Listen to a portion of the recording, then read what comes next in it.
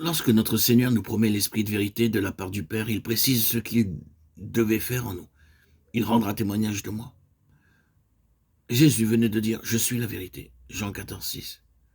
L'Esprit de vérité a donc pour mission de nous révéler et de nous communiquer la grâce et la vérité qui se trouvent en Jésus-Christ. Il nous est envoyé du ciel par Jésus glorifié pour rendre témoignage en nous et par nous de la vérité et de l'efficace de la rédemption accomplie par Christ. On craint parfois que l'attention donnée à la présence de l'Esprit en nous ne nous détourne du Sauveur qui est dans les cieux. Ceci peut avoir lieu quand on regarde à soi-même. Mais soyons certains que c'est en reconnaissant avec adoration et foi la présence en nous de l'Esprit que nous en viendrons à saisir plus réellement, plus complètement que Christ seul et tout en nous. Il rendra témoignage de moi. Oui, il donnera vie et réalité à notre connaissance de Christ. Il nous fera éprouver sa puissance pour agir et pour sauver. Pour savoir quelle est la disposition d'esprit qui conduit dans toute la vérité, remarquez ce que notre Seigneur nous dit ici de l'Esprit. Il vous conduira dans toute la vérité, car il ne parlera pas de lui-même, mais il dira tout ce qu'il aura entendu. C'est donc une grande docilité qui caractérise l'Esprit de vérité. Rien de plus admirable dans le mystère de la Sainte Trinité que cette subordination parfaite de la part du Fils et de l'Esprit, malgré la divine égalité qui les unit au Père. Le Fils a pu réclamer à bon droit que tous honorent le Fils comme ils honorent le Père. Jean 5, 22. Et pourtant, il ne croit pas déroger en disant « Le Fils ne peut rien faire de lui-même.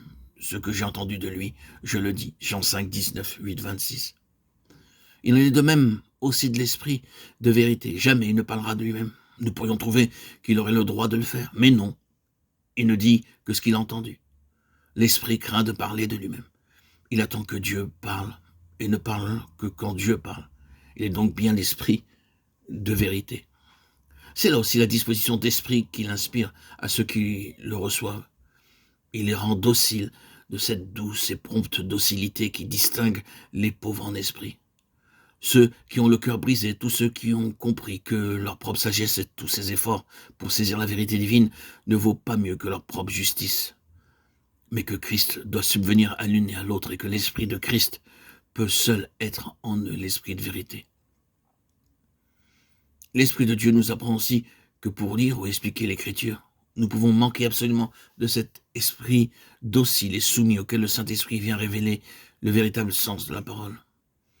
Et il nous fait voir là ce qui empêche tant de lecture de la Bible, tant de connaissances bibliques et de prédications évangéliques de produire de meilleurs fruits de sainteté. L'Écriture reste sans action parce qu'on l'étudie avec une sagesse qui ne vient pas d'en haut, sans demander et recevoir la sagesse de Dieu.